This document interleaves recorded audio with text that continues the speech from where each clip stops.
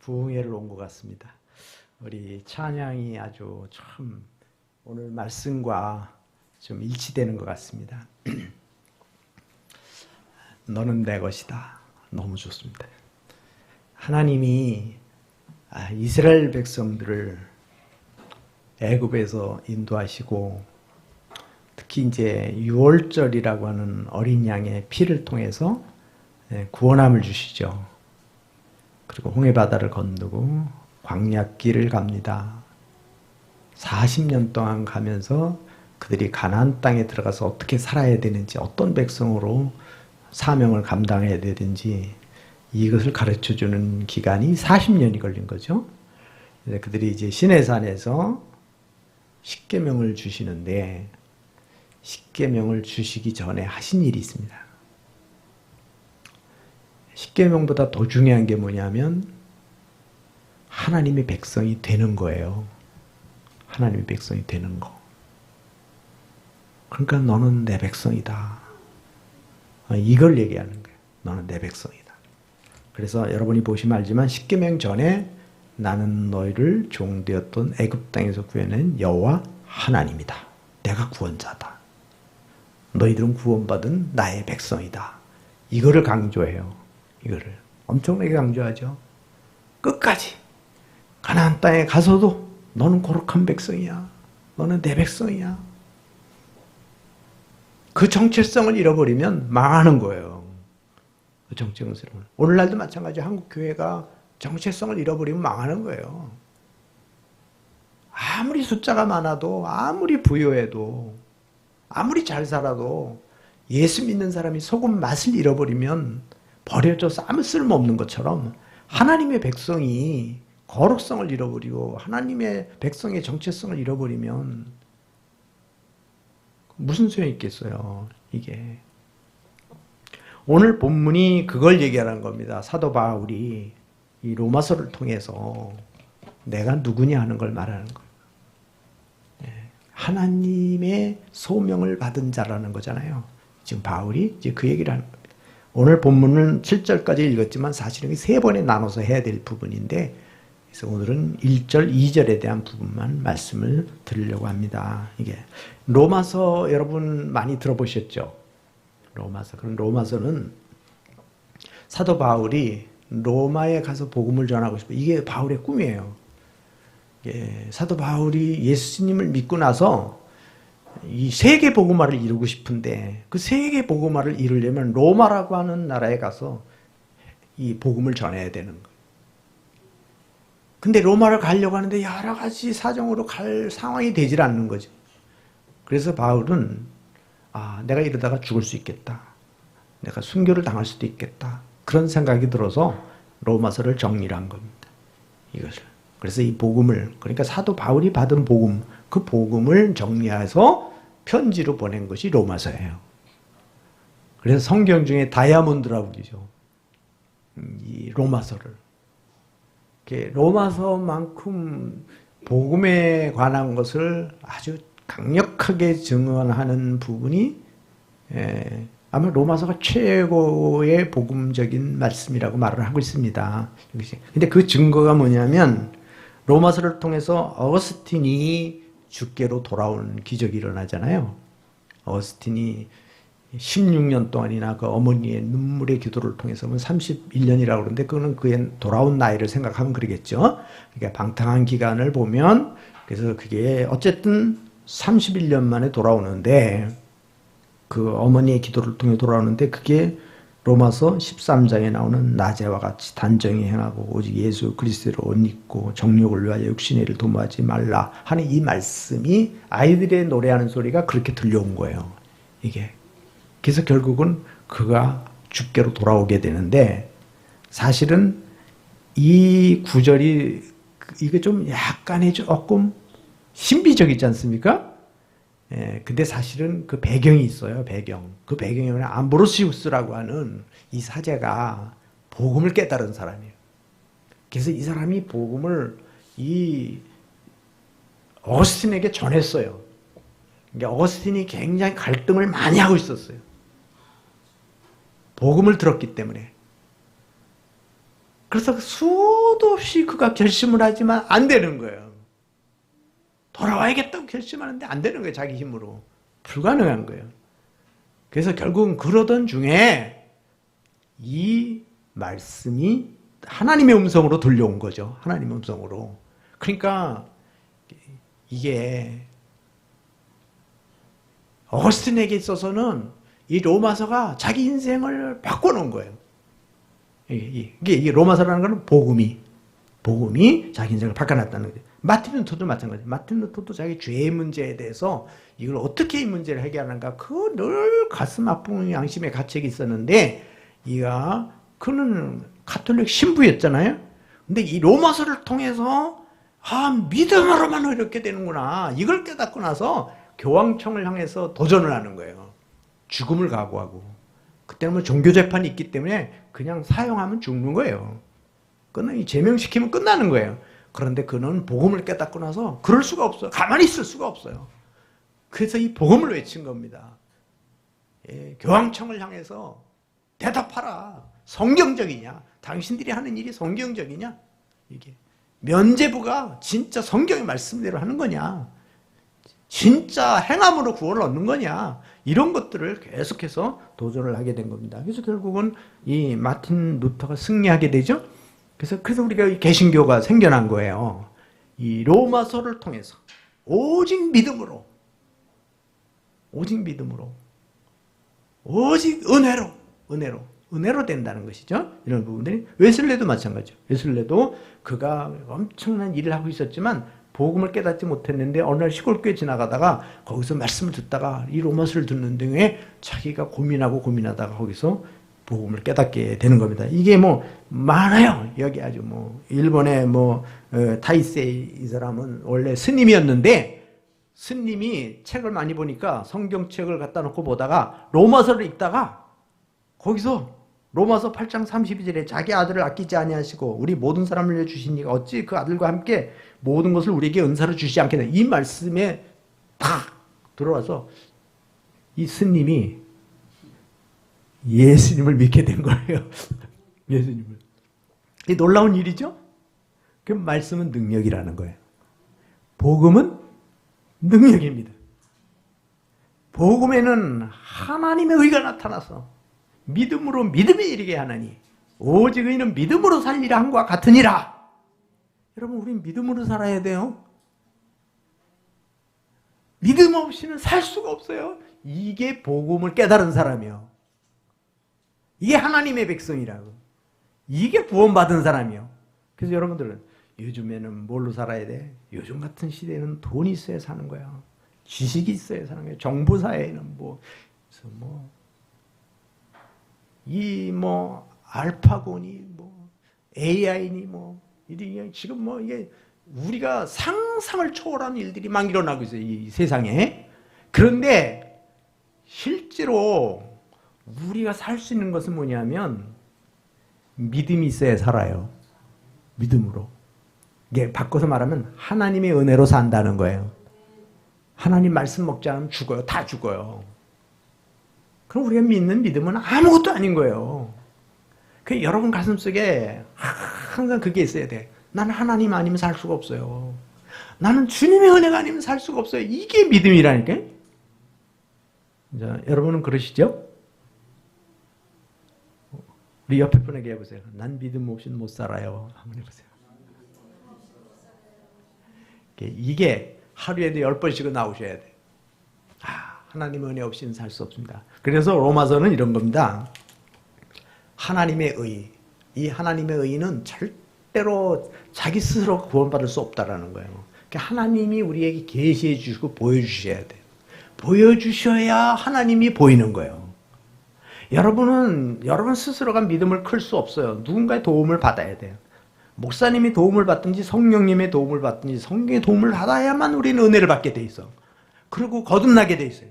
그러니까 타락한 인간은 스스로 하나님을 찾아갈 수가 없어요. 이미 죽었는데 어떻게 하나님을 만나요? 죽었는데 죽은 자가. 그러니까 하나님의 은혜가 있어야 돼요. 그런데 하나님의 은혜가 와도 내가 그걸 받아들이지 않으면 은혜가 되지 않아요. 그러니까 이게 참 어떤 때는 내가 노력하는 것 같아. 근데 어떤 때는 하나님의 은혜로 되면 이게 하나예요, 하나. 이게 동시에. 그러니까 이거죠. 어쨌든 하나님의 은혜 없이는 안 되는 거예요. 이게 바로 바울이 말하고자 하는 메시지입니다. 그러니까 이런 거죠. 바울이 나는 누구냐?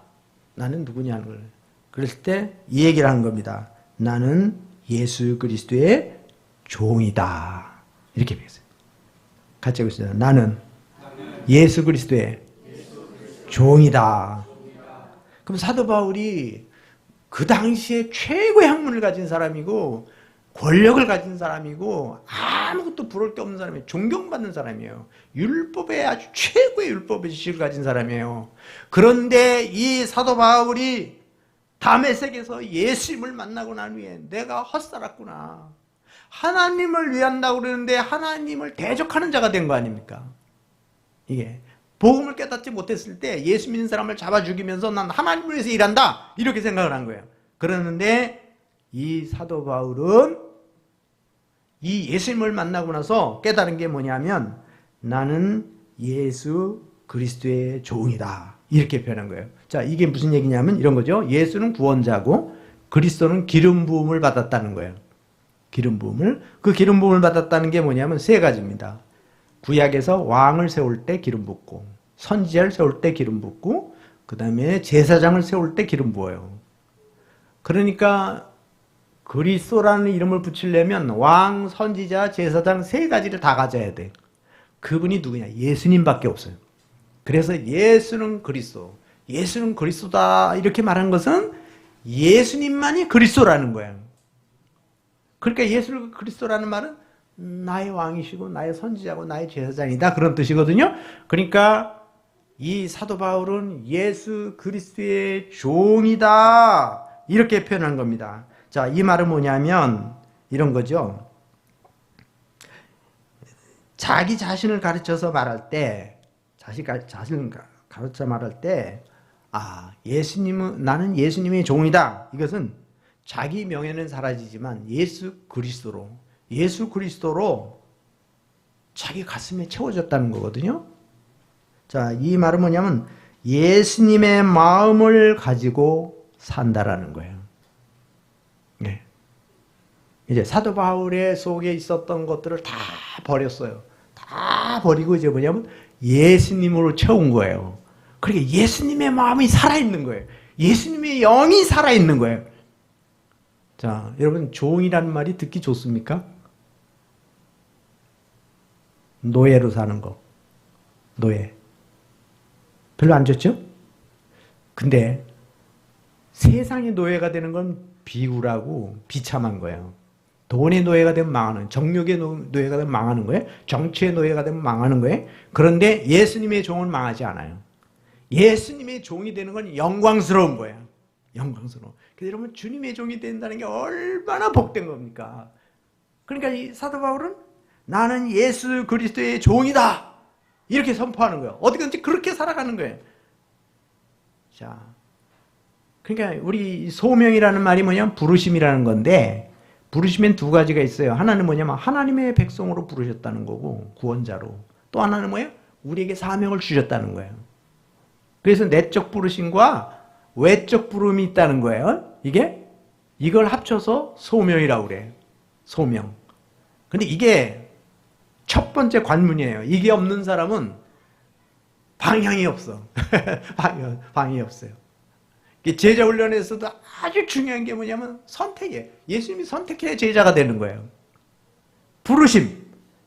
제일 먼저 제자들을 부르시잖아요.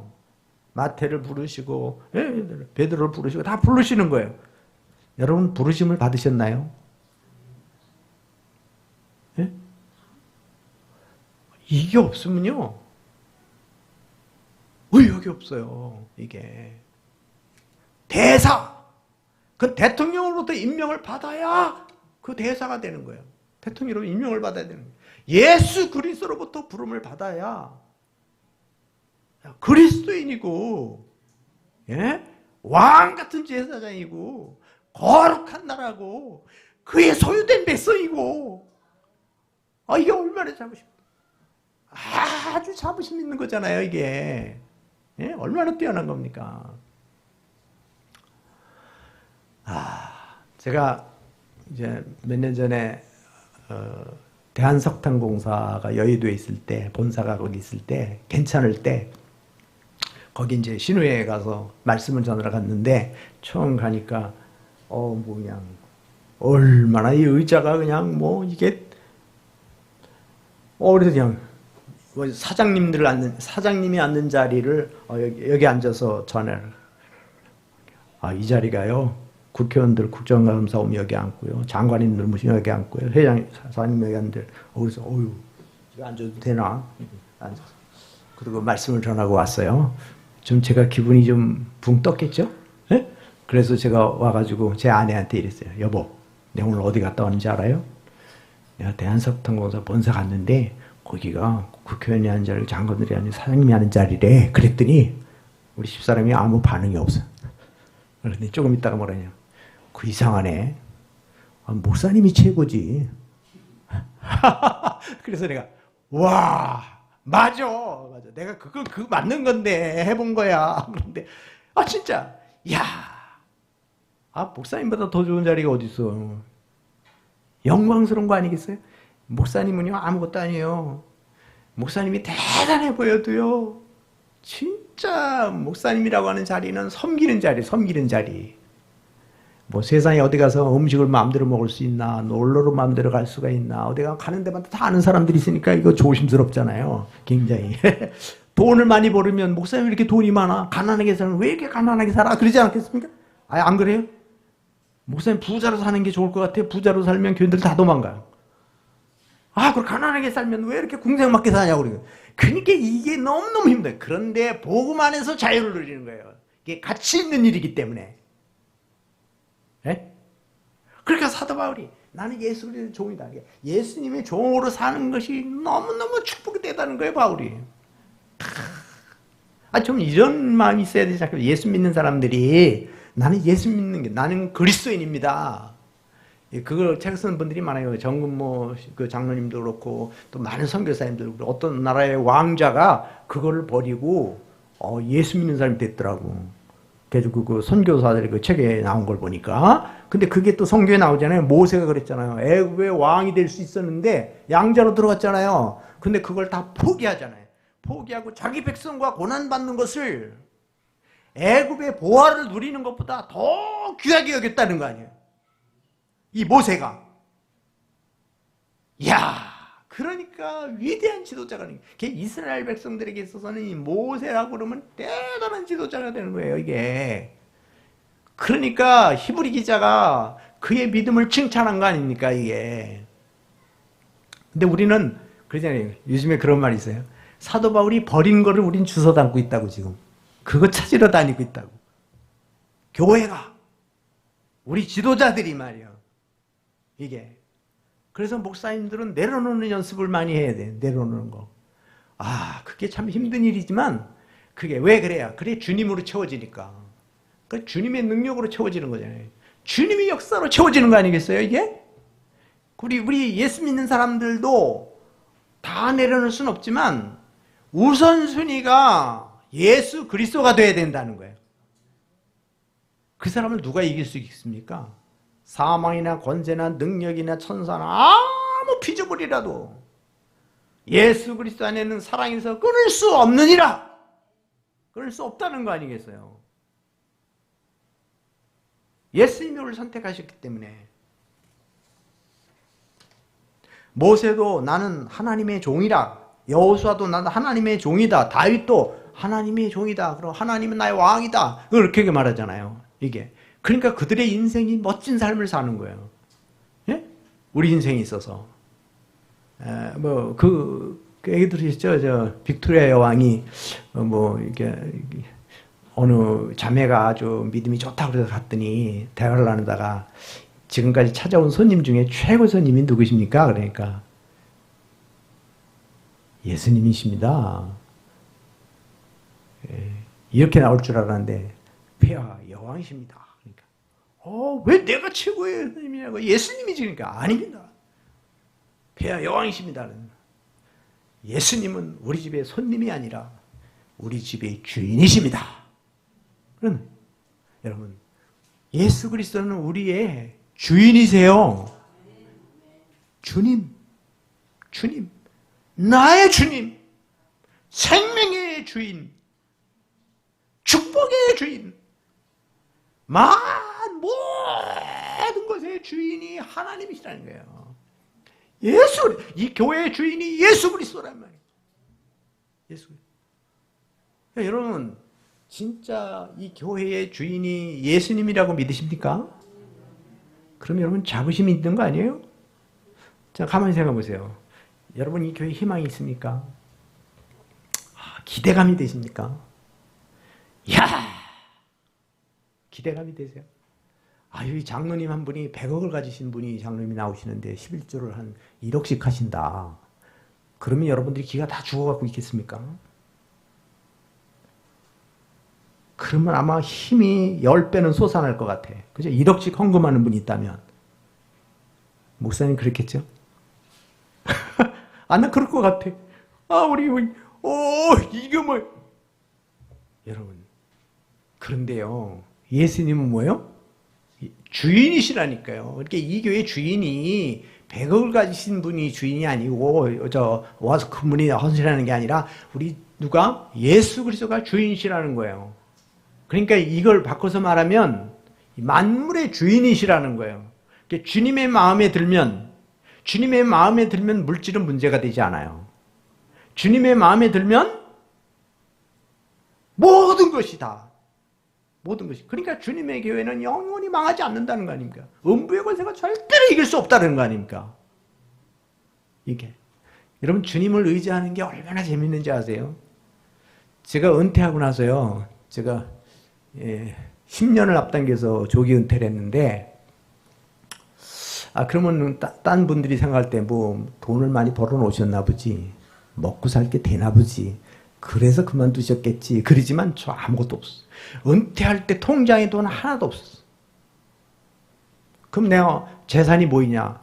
퇴직금 받은 거 가지고 그 주택공사에서 지은 그거 미달되는 거 하나 딱 받은 거예요. 그거 딱 하니까 그것도 모자라서 세금 내가 냈어요. 끝났고.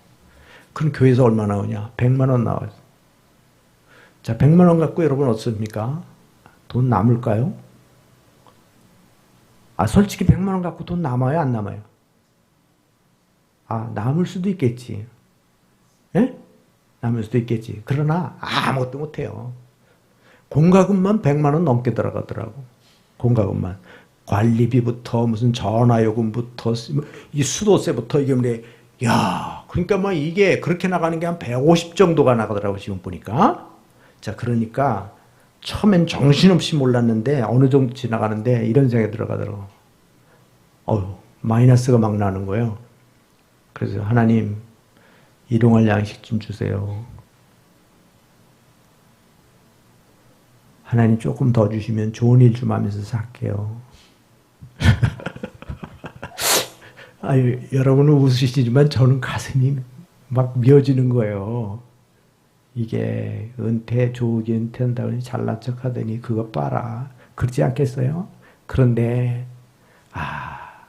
나는 요만큼도 그것을 생각하지 않았어요. 교회만 생각했지. 내가 34년을 했기 때문에 이 교회가 젊어져야 된다. 그리고 교회가 새로운 활력소를 가지고 커야 된다. 그러려면 내가 물러나야 된다. 내가 더 해도 되지만 시시까지 해도 아무 문제가 없어요. 뭐 교인들이 나 그만둘 때 울고 난리가 났으니까. 그렇지만 교회를 위해서 그렇게 하는 게 좋겠다. 난 시골 가서 좀 봉사하면 된다. 이런 마음으로 했는데 하나님 시골을 못 가게 하시는 거예요. 그러더니 하나님이 사망의 일을 하게 하시는데 지금 밥 굶을까요? 안 굶을까요? 제가 굶는 사람처럼 보이지 않잖아요. 네? 그러죠? 그랬어요. 내가 하나님. 정말 미자립 교회는 제가 사례비를 안 받습니다. 여긴 미자립 교회는 아니죠? 네? 선교하는 거 보니까. 그렇죠? 그런데 자, 제가 무슨 얘기를 하려고 그러냐면 하나님이 나는 이만큼도 그거에 대해서 욕심을 갖지 않지만 하나님 책임져 주신다는 거야. 그걸 책임져 주신다. 우리 아들이요. OST 음악을 하는데, 배경음악, 드라마 배경음악을 하는데, 반주하라고 음악을 가르쳤더니 애가 어떻게 거기 들어가서 방송국에 일을 하게 된 거예요. 그래가지고 제 차도 사주고요. 괜찮죠? 하나도 안 반 것인가 보네. 결혼하는데 자기가 집 샀어요. 난 100만 원도 못 도와줬어요. 난 전세도 얻어줄 수가 없는 거예요. 하나님이 책임져 주신다는 게 보이는 거예요. 내가 막 돈 주세요 그러지 않아도 하나님은 알아서 우리를 훈련시키시고 그렇게 인도해 가신다는 거예요. 그래서 저 거의 쉬질 않아요. 요즘에도요. 매주 설교를 해요. 지난달 7월 달에는 정발산교회 한 달 동안 설교했어요. 줄 11시 예배를. 안식을 하신다고 그래서. 우리 합동측이거든. 우리 같은 노예고. 이게 또 다음, 9월 둘째 주엔 또 우리 내육교회 가요. 좀 또 학교 매주 나가죠. 지금 나가는 게 지금 아침에 주일학교 설교하고 왔어요. 또 이제 가서 또 양육해야 돼요. 오후 예배 또 설교해야 돼요. 자, 놀랍지 않습니까? 아주 이게 작은 부분이지만, 이게 자랑할 건 아니지만, 제가 무슨 얘기냐면, 남의 얘기하면 그러니까, 하나님은 살아계시다. 하나님은 공평하시다. 그리고 하나님을 사랑하는 자들에게, 하나님은 여호와의 눈은 온 땅을 두루 살피사 자기를 향한 자들에게 능력을 베풀어 주신다. 자기 종으로 부르셨는데, 버리시겠냐고, 하나님이. 너는 내 백성이다. 너는 내 아들이다. 너는 내 딸이다 그랬는데 하나님이 명예를 걸고 책임져 주시지 않겠어요? 예? 넌 내 교회야. 내가 피값으로 샀어. 주님의 교회라는 거 아닙니까? 그러니까 우리 희망을 갖고 소망을 갖고 확신을 갖고 전도해야 되고 확신을 갖고 헌신을 해야 되고 그러나 금방 열매를 안 보이세요. 눈물로 씨를 뿌리러 나가는 자가 기쁨으로 단을 가지고 돌아오리라. 때로는 눈물을 흘릴 수 있죠. 주님 가신 길이 고난의 길이니까. 억울할 수도 있습니다. 손해를 볼 수도 있습니다. 그러나 값지고 보람된 거예요. 그래서 우린 최종적으로 하나님이 갚아주시고 하나님이 인도해 주신다라는 거예요. 자, 예수 그리스도의 종이라는 거. 이 사도 바울의 정체성은 하나님의 부르심. 그래서 나는 사람들에 의해서 된 것이 아니다. 사람으로 말미암은 것도 아니다. 예수 그리스도로부터 하나님으로부터 부름을 받았다. 이게 바울이 강조하는 부분입니다. 그래서 이렇게 얘기합니다. 두 번째는 이렇게 얘기해요. 나는 예수 그리스도의 사도다. 그렇습니다. 같이 얘기해보겠습니다. 나는 예수 그리스도의 사도다. 자, 아까는 종이라는 표현을 했어요. 종은 뭐예요? 겸손을 말하는 겸손. 나는 주님의 것입니다. 주의 뜻대로 살겠습니다. 이걸 말하는 거라면 이 두 번째는 자부심이에요. 이제는 사명감이에요. 그러니까 하나님 나를 왜 부르셨느냐? 주님의 일을 하라고 부르셨다는 거 아니겠어요? 예? 사도로. 그래서 자기 직분에 대한 자부심을 갖는 겁니다. 누가 나에게 이 직분을 주셨냐? 주님이 주셨다는 거잖아요? 주님이 주셨다는 거예요. 자, 그래서 이런 겁니다. 복음을 위해서 선택됐다는 겁니다. 복음을 위해서. 그러니까 나를 하나님 왜 선택하셨냐? 나를 왜 부르셨냐? 복음을 위해서. 그래서 사도 바울은 일생 동안 복음 전하는 일에 헌신하는 거예요. 그것이 가장 고상하고 가장 축복되다는 것을 알게 되는 겁니다. 여러분 전도해 보셨어요? 여러분 때문에 예수 믿고 구원받은 사람이 있으신가요? 있어요, 없어요? 있죠? 그 사람 볼 때마다 어때요? 가슴이 벅차지 않습니까? 그리고 내가 양육한 사람들이 어른이 돼서 막 커간다. 제가 삼는교회 34년 동안 있는 동안에 거기서 주일학교 잘하는 사람들이 지금 다 장로님이 되셨어요. 안수 집사님이 되고, 그러니까 볼 때마다 너무 가슴이 벅차. 권사님이 되고, 내가 제자 올린 일기생이 권사님이 되고, 그 다음에 또 장로님이 되고, 그러니까 너무너무 이게 행복하고 너무 좋은 거예요. 지금도 내가 두 사람을 양육하고 있는데 이 양육받는 사람들이 변화돼가는 모습을 우리가 너무너무 행복한 거예요. 그건 돈하고 바꿀 수가 없어. 매일 카톡이 와요. 그러면서 목사님 용기를 주셔서 감사합니다. 내 인생에 꿈을 주셔서 감사합니다. 진짜 아무 소망이 없던 사람이에요. 왜냐면 신용불량자야. 매일매일 하루 벌어 살아먹는. 그러니까 저축이라는 건 상상도 꿈도 못. 그런데 내가 그렇게 살면 안 된다. 예수 믿는 사람은 목표를 가져야 되고 꿈을 가져야 되고. 그랬더니 이 사람이 꿈이 생겼어요. 바뀌어지고. 지금은요, 완전 이게 달라지는 거예요. 이게 달라져 가는 거예요. 이게. 그러니까 여러분, 인생의 보람은 의미 있는 일을 해야 되고 정말 복된 일을 했는데, 예수 믿는 사람들이 최고의 고상하고 최고의 축복들은 하나님을 위해서 일하는 거고 복음을 위해서 하는 거고 생명 살리는 일이다 이 말이에요. 교회가 최고의 기쁨은 선교하는 일이고요, 전도하는 일이고요, 양육하는 일이고 제자 훈련시키는 일이에요. 예수님 닮아가는 일꾼을 길러내는 거란 말이에요. 건강한 교회로 만들어가는 거. 이게 얼마나 멋진 거예요. 아니, 10,000명 모이는 교회가 부럽겠습니까? 이 세상에 무엇이 부럽겠어요? 진짜 우리가 예수 안에 있다면, 내가 하나님의 부르심 받은 게 확실하다면, 그래서 여러분들이 좀 자부심을 갖고 살 필요가 있다는 것입니다. 예, 우리 성철 스님이 돌아가시기 전에 나는 지옥에 간다. 예, 그런 말 했다고 그러잖아요. 유명한 분이에요, 그분이 고백한 거예요. 그랬는데 이제 그분을 이 조정민 목사님이 이제 Why Jesus라고 하는 책에서 그 얘기를 썼는데 이렇게 했어요. 자신은 무관 지옥으로 간다 했습니다. 이 땅에서는 어떤 종교도 죄의 문제를 해결해 주지 못합니다. 구원의 문제를 해결해 주지 못합니다. 그러나 기독교만이, 예수님만이 죄의 문제를 해결해 주고 죽음의 문제를 해결해 주고 영생의 문제를 해결해 주는 거예요. 이게 놀랍지 않습니까? 우리가 믿는 기독교가 이 문제를 해결해 주는 거예요. 이게.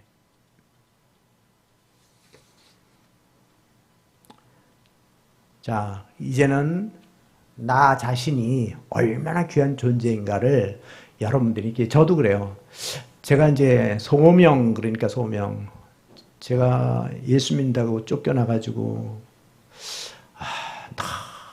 너무 힘들고 어려운 상황 중에서 돈을 벌어서 돈에 한이 맺혀가지고, 이 돈 때문에 내가 공부를 못했고, 돈 때문에 막 그냥 가난하게 살고, 맨날 이런 생각을 하고 서울에 왔는데, 돈을 벌려고 들어갔다가 이제 하나님의 은혜를 받으면서 어느 날 깨닫기 시작을 했어요. 하나님의 소명을 받게 된 겁니다. 많이 갈등했죠. 지금 갈림길에 있는데 공부를 해야 되느냐, 돈을 벌어야 되느냐. 그러다가 돈 버는 걸 포기하고 공부를 시작한 거예요. 야간으로 해서 고학을 하면서 공부를 시작하는데, 그렇게 하는데도 이게 내가 진짜 하나님의 부르심이 맞느냐, 하나님이 나를 부른 게 확실한가, 이거를 알아보기 위해서 금식도 하고 기도도 하고. 그런데 그때마다 하나님이 내가 너를 불렀어, 너는 나의 종이야, 이거를 계속 하도 내가 안 믿으니까 비몽사몽간에 보여주시더라고. 새벽기도 나가지고 기도를 하는데 비몽사몽간에 하늘이 열리는 거예요. 하늘이 열리는데 위에서 성경책에 내려오는 거예요. 이건 현상이니까 신비주의라고 하셔도 괜찮고 아무래도 괜찮아요. 근데 막 이게 내려오는, 맑은 하늘에서 이 많은 성경책이 내려, 그걸 받았어요. 이렇게 박수에 딱 하니까, 여호와여 어째 나를 이렇게 사랑하시나이까. 그냥 퍽 정신 차려보니까 새벽기도 시간이야. 새벽기도 시간인데, 근데 이게 꿈인지 상신지 멀쩡한지 그걸 모르겠어. 예? 그러나 분명한 것은 뭐냐면 하나님이 나를 부르셨다는 거 아니에요. 나를 부르셨다는 거예요. 그래서 그 다음부터는 이제 성경을 보기 시작했죠. 성경을 보니까 너무 많아. 내가 너를 불렀다, 너는 내 백성이다, 이게. 그래서 이제 말씀으로 이렇게 들어서 확신하게 되니까 흔들리지가 않는 거예요. 그러면서 정말 밥을 굶고, 때로는 등록금을 못 내서 분납제를 하고 막 그러다가도 기숙사에서 막 쫓겨난 상황이 되고 막 이래도 낙심치 않는 이유는 하나님이 부르셨기 때문에. 하나님이 부르셨기 때문에 그게 있으니까 걱정 없는 거예요. 지금은 내가 그렇게 고생하지만 하나님 나를 책임져 주신다, 이게 확실하게 세워져 버리니까 열심히 공부하게 되고, 그 다음에 세상 욕망을 내려놓게 되고 하나님 향해서 나가게 되는 거예요. 그래서 3년 교회 와가지고 아이 세상에 목회자가 없어서 돼 있던 교회를 갔잖아요. 교인 30명도 안 보이는데 참 내 집 가진 사람도 없고 제일 젊은 분이 60이고 아니 요즘에는 젊은 분이에요 60이면. 근데 그 당시에는 안 그래요. 그때 80년대 81년도에 왔는데 근데 거기서 무슨 희망이 있겠습니까? 근데 그때 복음을 깨닫고 나서 천사처럼 보이는 거예요 교인들이. 그래서 내가 하나님 나 여기다 뼈를 묻겠습니다. 이 교인들을 위해서 일생 동안 목회하다가 나 여기서 마치겠습니다. 그렇게 약속을 했다는 게. 나중에 괜히 했다. 아니에요. 괜히 한 거 아니에요. 왜? 그 다음에 큰 교회에서 뭐라고 그래도 안 갔어요. 왜 안 가는지 아세요? 하나님을 믿으니까. 진짜 좋은 교회에서 오라고 그랬거든. 몇 교회에서. 그런데 너무너무 행복한 거예요. 그렇게 마무리를 하고 나서 은퇴하고 지금도 후회가 없어요. 너무너무 감사한 거예요. 왜? 하나님이 부르신 게 확실하니까. 하나님 나를 세우신 게 확실하니까. 여러분 사랑하는 교회에 하나님이 부르셨다는 걸 믿으셔야 돼요. 하나님 나를 부르셨다는 게. 이거 정말 중요한 거예요. 하나님 나를 부르셨다. 에? 요즘 뭐 시간이 오늘은 조금 늦게 끝나도 이해하시고 저도 빨리 가야 되는데 어쨌든 요 조금 정리는 해야 될 것 같습니다. 자, 그게 뭐냐면 이런 거예요. 우리 제자도라고 하는데 우리 제자 훈련 하시잖아요, 여러분들. 목사님에게 제자 훈련 받으시죠? 그 제자도라는 책에 보면 데이비드 왓슨이라는 사람이 이렇게 말했어요. 우리는 예수님에 의하여 부름을 받았다. 예? 여러분 이거 뭐 많이 들어보셨을 거예요. 그 다음에 뭐냐면 그래서 너희가 나를 택한 게 아니라 내가 너희를 택했노라. 이제 그 얘기를 하고 그 다음에 뭐라냐면 예수님께로 부름을 받았다. 예수님께로. 그 다음에는 순종애로 부름을 받았다. 순종. 순종의 길을 가라고 부르셨다는 거죠. 그 다음에 뭐냐? 섬김애로. 섬김을 위한 게 제자도가 그래요. 섬김애로 부름을 받았다. 섬김, 순종, 섬김. 그 다음에 뭐야? 주님만 바라보고 살라고. 그래, 고난의 부름이다. 자격에 제한 없이 부르셨다. 자격에 제한이 없어요. 누구나 부르시는 거예요. 누구나. 그 다음에 공동체를 부름이네요. 공동체라는 교회입니다. 교회. 나 개인만이 아니라 공동체. 함께. 그래서 여러분이 교회에 대한 자부심을 이 교회의 건물이 아니라 숫자가 아니라 예수님이 함께하는 교회냐 이걸 보셔야 돼. 우리 목사님이 이단이 아니면 돼요. 그리고 우리 목사님 공부를 얼마나 많이 해서 적기냐 그거 중요하지 않아요. 목사님이 신실한 예수님의 종이냐 그게 확실한 목숨 걸으셔도 돼요. 그러죠?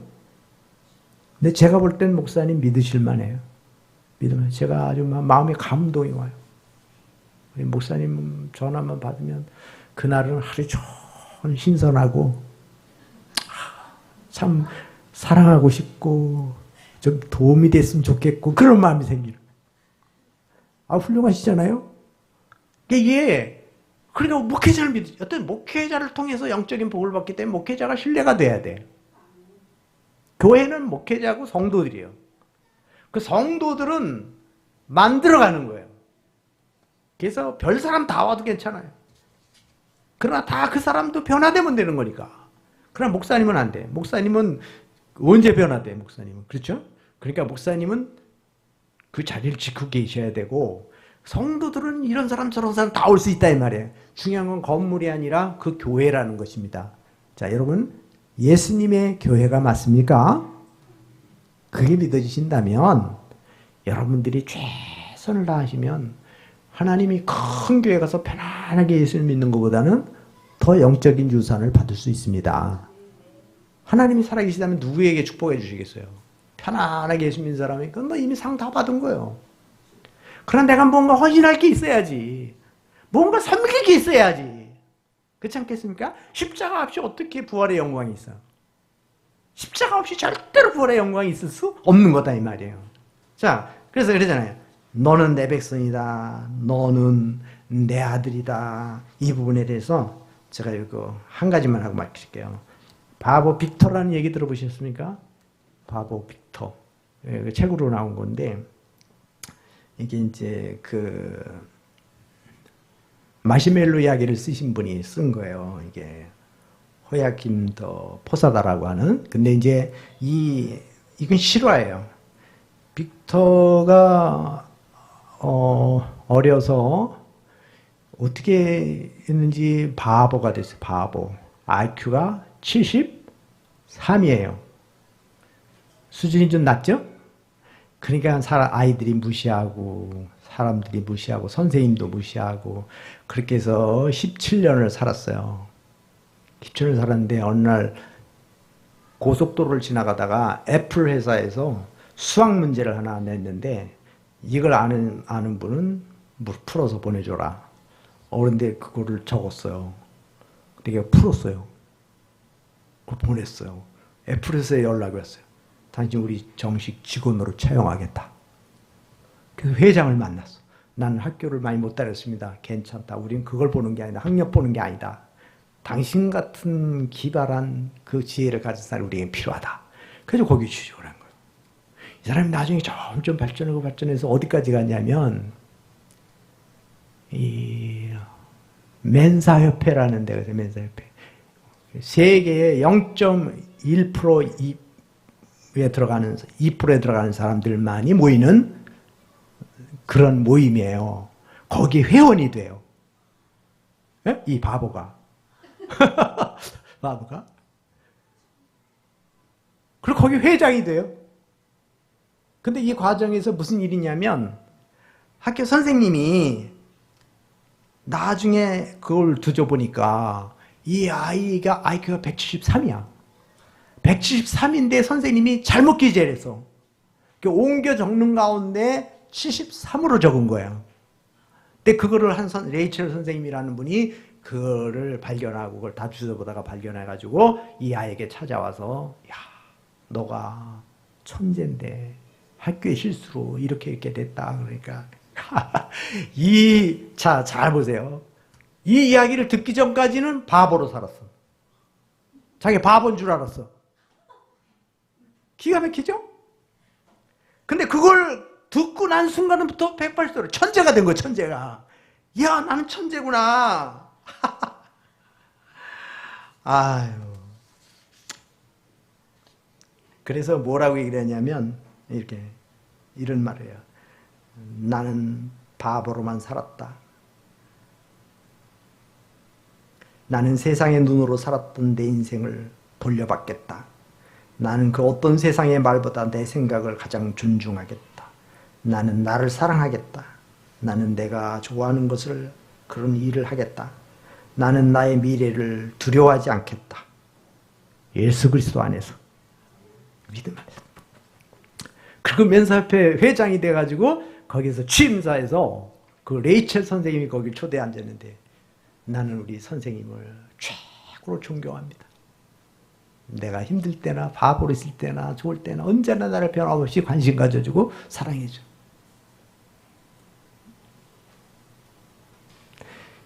여러분 바보 빅터입니까? 천재 빅터입니까? 예수 그리스도 안에 있으면요 우리는 세상 사람들을 이길 수 있는 지혜를 갖는 거예요. 기도하는 사람은 그 지혜를 공급받는 거예요. 말씀 보는 사람은 그 지혜를 공급받는 거예요. 성령의 능력을 받은 사람들 그 지혜를 공급받는 거예요. 이게. 근데 우리는 그걸 몰라. 주님 안에 무궁무진한 영적인 축복들이 담겨져 있다는 걸 모르는 거예요. 그러면서 힐튼 이야기를 하는 거예요. 거기서 이 취임사에서 이렇게 힐튼 아시죠? 힐튼 호텔 그 창시자 그 사람이 예수 잘 믿는 분이네요. 성경책 다 넣어놓고 있는데 근데 이분이 쇠막대기를 하나 들면서 이렇게 얘기를 했습니다. 이걸 두들겨서 말굽을 만들면 10달러 50센트의 가치가 있습니다. 못을 만들면 3,250달러의 가치가 있습니다. 이걸로 시계 부속을 만들면 250만 달러의 가치가 있습니다. 똑같은 쇠인데도요, 뭘 만드느냐에 따라서 가치가 달라지는 거예요. 우리가 똑같이 예수님을 믿지만, 우리가 이 세상을 똑같이 살아가지만 내가 예수님 안에 있으면 가치가 달라지는 거예요. 예? 내 인생의 가치가 달라지는 거예요. 교회도 주님의 교회라고 할 때부터 가치가 달라지는 거예요. 이 교회의 가치가. 그냥 사글세 내는 교회다, 그냥 개척교회다 그러면 여러분 희망 없어요. 그런 교회 가서 무슨 희망이 있어요.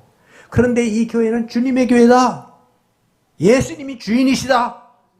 그 예수님께서 우리 목사님을 사역자로 세우셨다. 사자로 보내주셨다. 그리고 우리 장로님을 세워주셨고 우리 집사님들을 세워주셨고 주님이 세워주셨다 그러면 가치가 달라지는 거예요. 내 인생이 바뀌어지는 거예요. 진리를 알지니 진리가 너희를 자유케 하리라. 예? 그러니까 복음을 깨닫고 나서 제 인생이 바뀌어졌어요. 저도. 그래서 저는 그냥 컴플렉스가 있었어요. 좋은 학교 못 나온 거, 뭐 늦게 공부해가지고 뭐 어쩌고 저쩌고. 그런데 하나님이 내가 그걸 다 같이 깨닫고 나서부터는 조이성교에서 8년 동안을 강의하게 하시고 그 젊은이들을 말이에요. 몇백 명씩 몰려오는 데 가서 강의. 대학교에 가서 교수들 뭐 ROT 7기 모임에는 3스타가 나오면 별 3짜리 장군들이, 기무사 1스타 이런 분들이 다 국회의원들이 나와서 교수님들이 가서 육군부목교회 가서 했어요. 국군중앙교회. 이 시골교회 목사가 내가 나 혼자 있을 때는 아무것도 아니에요. 근데 주님이 함께 하시고 주님이 나에게 영적인 공급을 해주실 때는 기적이 일어나는 거예요. 이 기적이 일어나는, 역사가 일어나는 거예요. 이게 하나님이. 그러니까 우리는 자부심을 가져야 돼요. 하나님의 부름을 받은 종들이다. 하나님의 백성이다. 하나님의 교회다. 하나님이 세우신 목사님이다. 하나님이 세운 장로님이다. 그리스도의 소명감을 갖고 살아야 된다. 분명하게. 니고렌 목사님 말한 대로 인생이 목표가 없으면 갈 곳이 없는 거예요. 교회가 목표가 없으면 갈 곳이 어디 있어요. 맨날 현실만 보는 거지. 그냥 우리 미래를 볼 수 있는, 하나님의 세계를 볼 수 있는, 하나님의 기업을 물려받을 수 있는, 영적인 유산을 물려받을 수 있는 그런 교회가 돼서 우리 다음 세대에 이 소망을 물려주고 그래야지.